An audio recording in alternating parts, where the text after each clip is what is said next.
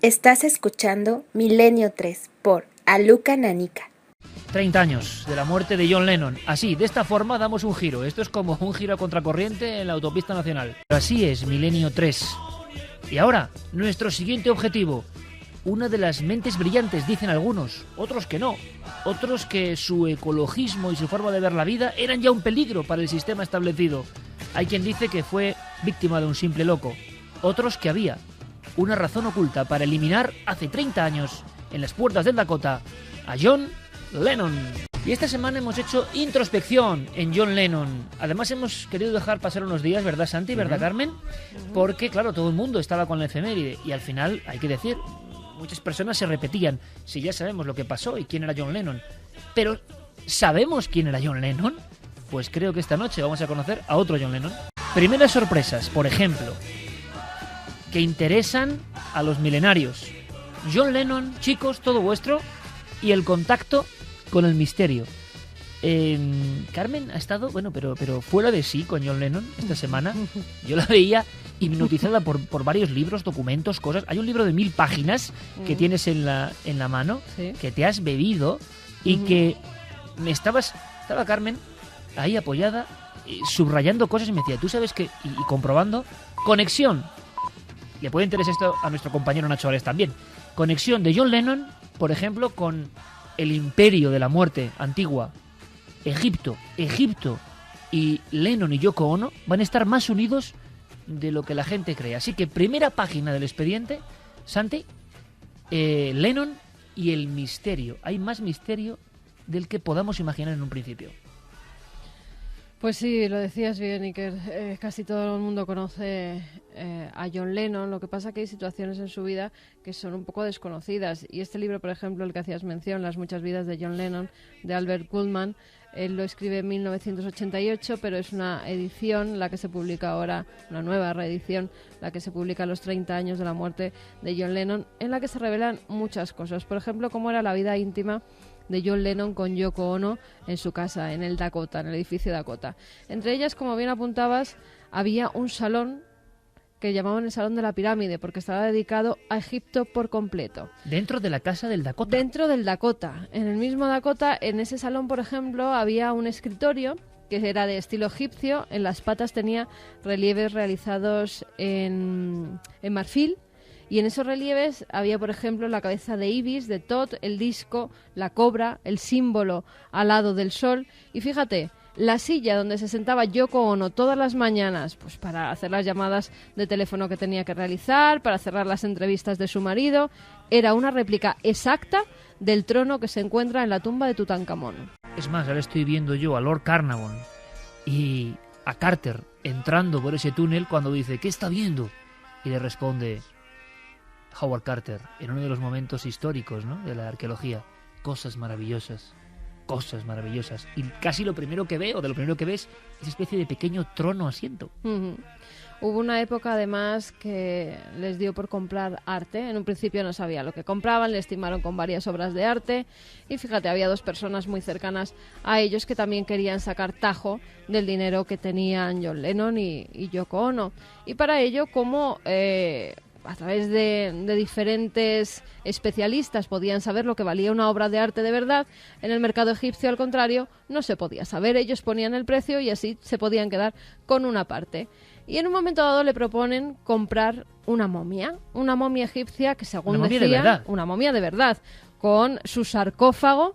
Y fíjate, ellos consultaban normalmente el tarot con John Green, era su tarotista de cabecera. Todos los días Yoko Ono le llamaba a su casa para consultar las cartas, para lo que el destino... Las cartas a diario. El oráculo le llama. Exactamente, el oráculo.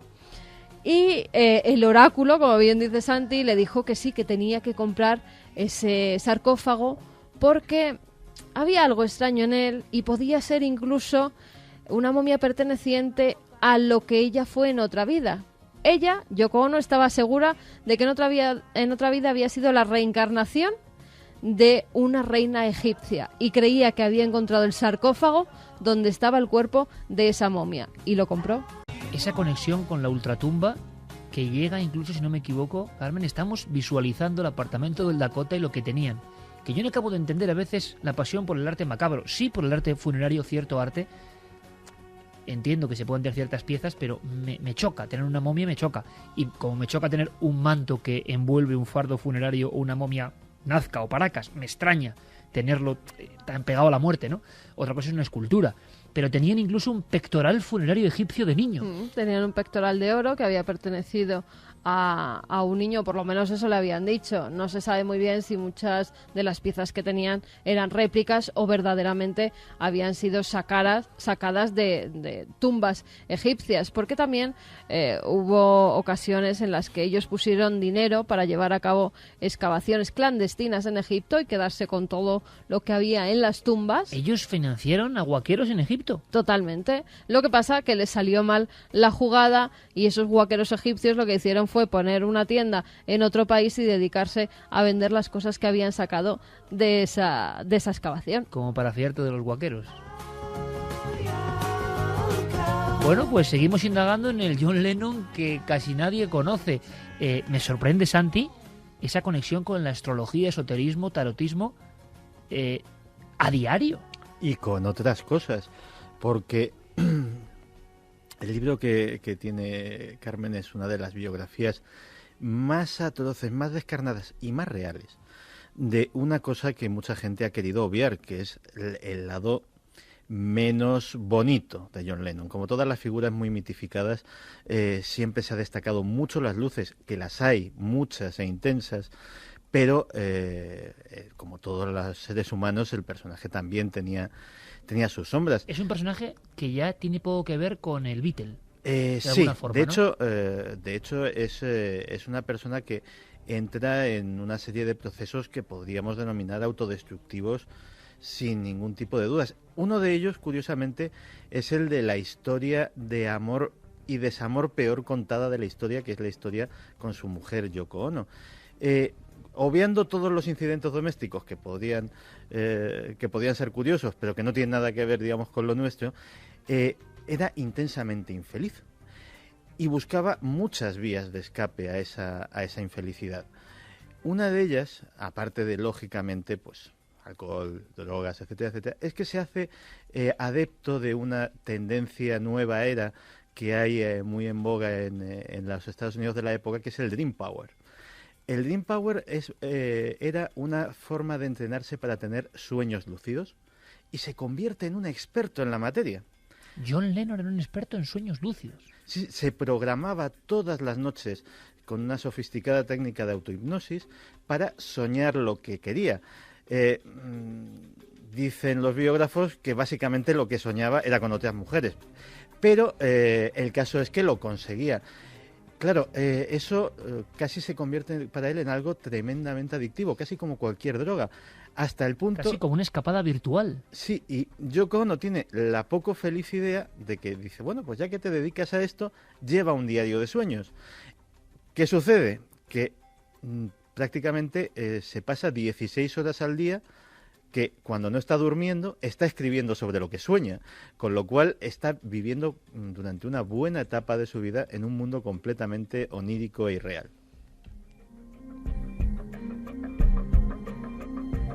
Vivía en la cama directamente. Hubo épocas que no salía prácticamente de la cama, solamente se levantaba para hacerse un té de buena mañana, paseaba siempre desnudo por su casa. Estuviera quien estuviera, le daba igual. Las amigas de Yoko Ono iban a visitarla y su marido salía en pelota picada a dar una vuelta por la casa, a ver a los niños que estaban jugando en la habitación contigua, y la verdad que era una época muy extraña donde también estuvieron experimentando ambos con la heroína. Era adicto a Vaya mezclas, ¿no? Heroína, sueños lúcidos. Era adicto a la cocaína. Estamos hablando del final de los 70, próximos al fin de John Lennon. Bueno, una semana después de que asesinaran a John Lennon, él tenía ya pactada una operación de tabique nasal donde le iban a recomponer el tabique porque de tanta droga como se había metido lo tenía prácticamente comido. Le iban a quitar parte del paladar para reconstruirle el tabique nasal. No le dio tiempo porque antes le asesinaron. Además, era anoréxico. Él vomitaba todo lo que comía. se le oía en el baño cómo se metía los dedos y creía que había comido demasiado, desde que en una publicación le empezaron a llamar el Beatle gordo. O sea, el impacto que le produce una crítica. Exactamente. Es alucinante. Sí. Oye, y tiene el espiritismo, porque es que también hay espiritismo en la vida de John Lennon. Mucho. En la vida de John Lennon hay mucho espiritismo y en la vida de Yoko Ono casi todavía más. John Lennon empieza a intentar contactar con su madre difunta, con Julia. Había llevado desde niño una vida un tanto peculiar. No se cría con su madre ni con su padre, se cría con una tía, con su tía Mimi, que además tenía una educación muy recta, no dejaba jugar con otros niños, no le dejaba escuchar música, no le dejaba ver la televisión. Luego él se rebela ante todo eso y su madre muere atropellada por un policía que llegaba tarde al turno.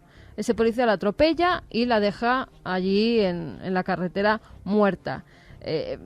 John Lennon no entiende esa muerte justo cuando había retomado ya un poco el contacto con su madre, a la que hacía años que pues, veía en contadas ocasiones. Y es entonces cuando por primera vez intenta contactar con ella a través de la Ouija. Hace una mesa redonda con unos amigos y empieza a hacer preguntas a través de un vaso, viendo si ese vaso se movía. Después de eso es cuando empieza ya su etapa en la que empieza a formar pequeños grupos, la música, empieza a tocar diversos John tiene instrumentos. una conexión con el espiritismo mucho antes de estar en los Beatles. Sí, bastante antes. Ya te digo, a raíz de situaciones fuertes que ocurren en su vida, él intenta dar una explicación a todas las cosas que le están pasando a través pues de eso, de los espíritus. Y con su madre no dijo nunca si llegaron a contactar o no, o si creyó contactar con la madre difunta. Pero sí, siempre había una atracción un tanto macabra hacia la muerte, a la que tenía mucho miedo, por eso dormía siempre con una luz encendida, porque la oscuridad era la muerte, pero a la vez, en su etapa de juventud, a él las primeras publicaciones que le hacen fotografías en un pequeño piso que comparte con otros estudiantes, él dormía en un ataúd. Dormía en un ataúd forrado de blanco. Prefería eso a las sábanas y a la cama. Su compañera de venturas y desventuras, Yoko Ono, también tenía esa vena hacia el espiritismo, las reencarnaciones, las vidas pasadas. Era una auténtica creyente, hasta tal punto que viajan a Colombia porque hay una bruja llamada Lena. Y esa bruja, en un momento dado, le dice, bueno, Yoko Ono le da una lista, ¿no? Con todo lo que quiere que haga. Viajan es profeso solo para entrevistarse con la bruja. Solamente para entrevistarse con la bruja. Que además tuvo que posponer la entrevista con la bruja porque esta dijo que tenía que acudir a una aldea indígena muy lejana donde había una mujer que llevaba 14 meses de embarazo y que ese era el auténtico demonio que iban a hacer del vientre de esa mujer indígena y que tenía que estar allí porque necesitaba que los espíritus la ayudaran. Tú fíjate la historia de esta mujer. Yoko Ono llega, se entrevista con ella y lleva una lista de todo lo que la molesta, de la gente que va en contra de ella y de John Lennon, de quién le puede hacer daño, de a quién quiere que haga daño, de cómo quiere que se la proteja. Y en esa lista, Lena, que era una practicante de la magia negra, dice que muy bien, que para hacer todo eso tienen que realizar un sacrificio humano.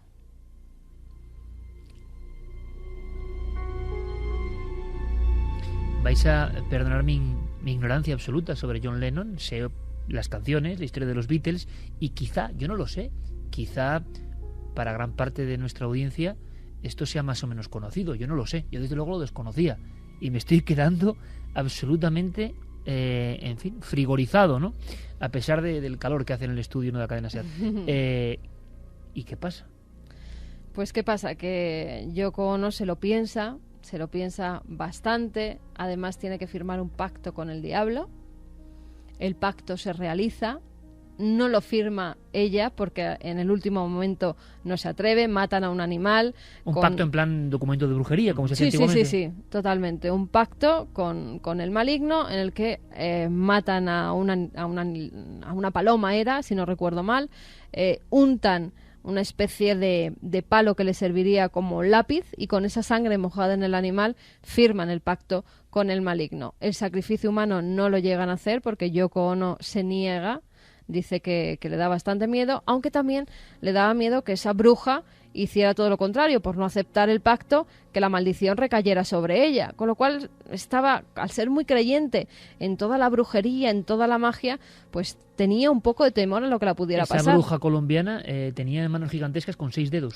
Tenía 6 dedos, medía más de 2 metros, era una persona muy alta, muy llamativa, con, como bien decías, con esos 6 dedos. Y fíjate, llega hasta tal punto, Iker, que Yoko Ono la pide cosas muy íntimas, muy desagradables, incluso la bruja se niega a realizarlas. Y la buena de Elena se lleva $60.000 de la época por sus servicios. Lo que no sabía es que si hubiese pedido el doble o el triple también se los hubiesen dado. Porque hay una cosa clave, Santiago. Yo estoy viendo a una pareja que imagino que estaba absolutamente llena de miles de dólares, el éxito de John Lennon, millones, ¿no? Absolutamente ya en esa época, cuando se ha retirado, los derechos le dan a John Lennon, imagino que una de las mayores fortunas de su tiempo. Dos personas bastante ociosas y con creencias un poco extrañas, y destinando un sinfín de recursos para este tipo de pensamientos un tanto bizarros. Claro, es que además antes hemos mencionado que no era precisamente el matrimonio mejor avenido del mundo a pesar de la imagen pública que daban. Cabe una pregunta, ¿por qué no se divorciaban? ¿O por qué no se divorciaba básicamente John, que era el que parecía más insatisfecho de la relación? Pues a partir de ese momento, precisamente a partir de esas enseñanzas que Yoko recibe de Elena, le empieza a coger miedo. Le empieza a coger miedo auténtico, empieza a cogerle miedo a sus recién adquiridos conocimientos y poderes de bruja. Y estamos hablando de una pareja que estas cosas se la tomaba tremendamente en serio. ¿Que cómo sabemos todo esto? Aparte de porque aparezca en las biografías. John Lennon era, aparte de escribir diarios de sueño, escribía diarios íntimos, muchos. Compulsivamente llenaba varias páginas diarias con sus pensamientos más íntimos, con sus vivencias, con sus anhelos. Y después de muerto, esos pensamientos y esos cuadernos cayeron de forma más o menos accidental en manos de un escritor que consiguió intentar publicarlos y que automáticamente Yoko Ono paró esa publicación con una buena cantidad de dólares y una buena cantidad de amenazas de abogados por delante. Lo que sucedía es que, claro, el bueno del escritor no se cayó buena parte de lo que sabía y muchos de esos datos los sabemos a través de él. ¿Más misterio? La escritura automática. En ocasiones llegaba a practicar escritura automática. Como acaba de decir Santi, compulsivamente escribiendo diarios, sí, que iban más allá de una afición o un hobby, sí, sino que se veía como impelido por algo a escribir. Durante horas podía permanecer en posición de loto encima de su cama, rodeado de restos de comida, de revistas, de publicaciones que hablaban sobre él, de libros que hablaban sobre el más allá, sobre la numerología, sobre la astrología. Todo ese tipo de cosas les interesaba a los dos. Madre mía, estaban envueltos en ese mundo y seguía John componiendo. Vamos a escuchar alguna canción más mítica de John Lennon, de una calidad evidente y además himnos de su época, apartado de los Beatles, con mucha crítica, muchas peleas, muchas fotografías y escenas un poco raras. Algunos marketing hablaban, otros no. Más cosas. Por ejemplo, excentricidades como el cabecero de su cama, que era un reclinatorio de iglesia gigante. Era una de las cosas que tenían esa mezcla imposible dentro de la casa en la que se daban, pues uno era el salón, como te decía, de la pirámide, el otro el salón negro, donde todo era absolutamente negro, la habitación blanca. Por ejemplo, él era muy maniático de algunas cosas. En su cuarto de baño no podía entrar absolutamente nadie a limpiarlo. Tenía que hacerlo él, no se fiaba de nadie. Y es más, la cortina que separaba el cuarto de baño de la habitación de John Lennon era una cortina hecha de cuentas, una especie de cuentas blancas. Bueno, esa cortina fue comprada a unos indígenas, era de Colombia, y era una cortina que impedía que los malos espíritus entraran en esa habitación. O sea, unas superestrellas viviendo en el Dakota, edificio con leyendas absolutamente terroríficas y envueltos de amuletos y objetos de poder.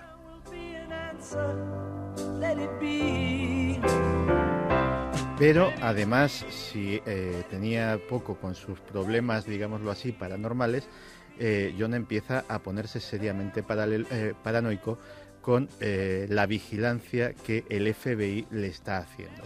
Edgar Hoover le considera prácticamente uno de los enemigos públicos número uno de los Estados Unidos. Hay informes, un taco de considerables proporciones. ¿Y por qué este poder hacia Lennon? ¿Sabía que podía acceder a gran parte del inconsciente colectivo de la juventud americana? Sí, lo veían como un líder de opinión. Concretamente hay un memorándum firmado por Edgar Hoover que nos describe lo siguiente. Dice: el caso Lennon debe ser manejado de una forma rápida y por agentes con experiencia. Y hay otro documento que advierte que Lennon estaba cercano ideológicamente al maoísmo y a las formas más radicales de comunismo y que como tal era un peligro para los Estados Unidos. El nivel de vigilancia al que se sometía Lennon, hay un informe de 1972 que ya da detalles que rayan en el ridículo. Había una amiga de John Lennon que tenía se llamaba Linda, y tenía un loro. Cada vez que hablaban, había una charla animada tanto en la residencia de Lennon, sobre todo en la de Linda, que es donde estaba el loro. El animalito, cuando iba a discutir a la gente, decía compulsivamente: sigue, sigue, sigue. Pues bien, esto aparece en un informe del FBI.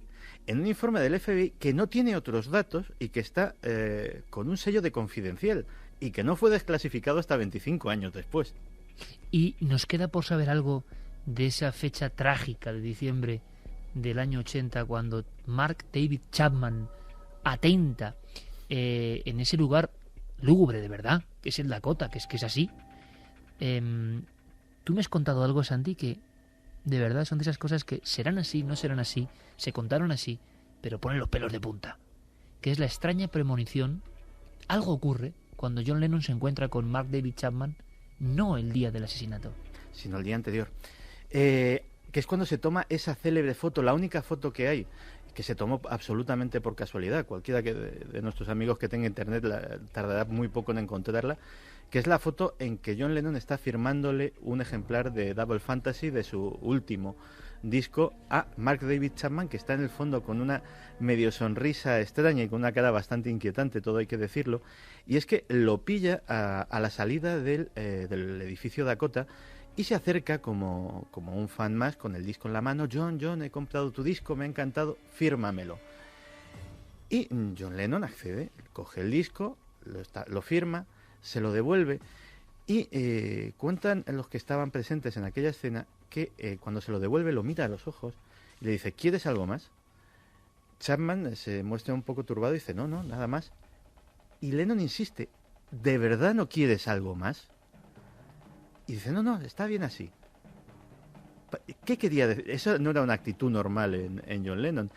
¿Qué quería decir ese ¿quieres algo más? Muchos lo han visto efectivamente como una premonición. Pero hay algo más. Minutos antes de ser asesinado, están saliendo del estudio de grabación, donde estaban grabando unas canciones. Un miembro de ese estudio de grabación, Jack, habla con él, y en el momento que Yoko Ono abandona el estudio para ir cogiendo el coche, avisando al chofer, John Lennon le empieza a decir que va a morir dentro de poco, que tiene clarísimo que su vida ya está a punto de finalizar, a punto de terminar. Es más, le dice que su leyenda, después de su muerte, será incluso mayor que la del famoso Elvis. Expediente Chapman. Quizá Wikileaks ofrezca algo. Luego, en la tercera hora, tenemos Túnel del Tiempo y tenemos Informe Wikileaks con Santi Camacho. Quizá quede algo por resolver. ¿Tú qué crees con David Chapman? Pues mira, te voy a decir una cosa que es muy poco conocida de la vida de Mark David Chapman y que a mí personalmente, de todos los datos que he recabado esta semana, de los que me ha puesto los pelos de punta. Mark David Chapman no es un individuo que sea muy equilibrado en ninguna manifestación de su vida desde pequeño. De hecho, cuando es niño, su juego infantil es ser el rey de una ciudad de enanitos, de gente diminuta, que él, todo su afán es ejecutar a todos los que se niegan a seguir su voluntad. Ese es su juego infantil. Vive en una familia ciertamente desestructurada, tiene problemas mentales, está internado algún tiempo en un psiquiátrico en Honolulu. Y lo que a mí más me ha, ya te digo, impactado de todas las cosas que he estado viendo, es que en 1985 Mark David Chapman es sometido a un exorcismo, en el cual un sacerdote, un sacerdote protestante, un pastor, le saca varios demonios. No es un exorcismo católico, es un exorcismo evangélico, y le saca varios demonios del cuerpo que, según este pastor, estaban controlando su voluntad. Pues bien, parece que alguno le debió de dejar en el interior todavía. Bueno, Yoko Ono es sometida por la bruja Lena también a una especie de exorcismo, porque decía que tenía un espíritu maligno dentro de ella. El libro, El guardián del centeno, y esa expresión, que yo no sé si es leyenda o no, yo la he vuelto a leer hace poco, en una novela, le coge el José, el guarda del Dakota, mítico guarda del Dakota, le coge a David Chapman, que es desterrajado de esos tiros sobre la gran figura, ¿no? Para muchos incluso política, John Lennon, y le pregunta: muchacho, ¿sabes lo que acabas de hacer? ¿Sabes lo que acabas de hacer? Y él, con una sonrisa como el hielo, dice: claro que lo sé, acabo de matar a John Lennon. O sea, hay algo de conspiración ahí, Santi. Los amigos de la conspiración han pensado que había un interés en David Chapman. Ese libro, la manipulación mental, ¿se ha caído todo como azucarillo en agua o se mantienen secretos? Hombre, hay una cosa que es un hecho innegable. 3 importantes asesinos de celebridades: Mark David Chapman, John Lennon, John Hinckley, que fue el que intentó matar a Ronald Reagan, y Robert Bardo, que mató a Rebecca Schaffer, que era una actriz conocida en Estados Unidos. Era también el mismo caso, un fan que se obsesiona y termina acabando con la vida de su ídolo. Los 3 tenían no uno sino varios ejemplares del guardián del centeno de su propiedad. Efectivamente, eso llevó a pensar que quién sabe si aquello podía ser una especie de manera de condicionamiento mental, de disparador de determinados impulsos poshipnóticos, o vaya usted a saber qué. A ciencia cierta no sabemos nada de ello. O sea, desde luego no ha habido Wikileaks que así lo atestigüen, ni siquiera hay referencias. Imagínate que sale. Imagínate. La clave: guardián del centeno. ¿Os imagináis que Bueno, de repente... él dice que sigue todos los pasos del guardián del centeno, Sí. ¿eh? No, de hecho, asegura que sigue paso a paso, e Chapman. incluso visitan los lugares que se citan en la novela. él deja en el hotel, él lleva uno y deja en el hotel otro, Sí. en el cual pone: este es mi testimonio, y lo firma él como el guardián en el centeno. Estoy absolutamente perplejo, porque es la demostración, este racimo de datos que durante media hora he estado escuchando junto a vosotros, amigos oyentes, que demuestran que hasta las más importantes figuras de la historia y las más recientes tienen áreas completamente desconocidas. ¿Nos quedamos con algún detalle que te haya impresionado de John Lennon a nivel no conocido? Porque yo estoy francamente alucinando. Bueno, me ha impresionado, dentro de una pareja se puede soportar todo, ¿no? Y si los 2 miembros lo aguantan, ahí están ellos para hacer lo que les dé la gana. Pero lo que decía Santi era que se hacían verdaderas barrabasadas de uno a otro, hasta tal punto que tenía 3 gatos persas de color negro a los que hacía cuidar como si vivieran en el antiguo Egipto. Eso les decía El a mito sus del gato. criados. Exactamente. Y esos 3 gatos podían hacer lo que quisieran cuando quisieran, subirse a los sitios que quisieran y hacer sus necesidades donde les diera la gana. Bueno, cuando John se levantaba por la mañana completamente ido por las drogas que había tomado por la noche, Yoko Ono iba cogiendo los excrementos de los gatos, se los ponía por donde sabía que John Lennon iba a pisar y este los pisaba. Pero ¿y por qué? No lo sabemos. No sabemos por qué. Lo que sabemos es la reacción de ira de John Lennon, que cogía a Yoko Ono directamente del pelo, la arrancaba mechones, y luego la gente que acudía a verlo se encontraba mechones largos de pelo negro de Yoko Ono por toda la casa de los tirones que le había dado John.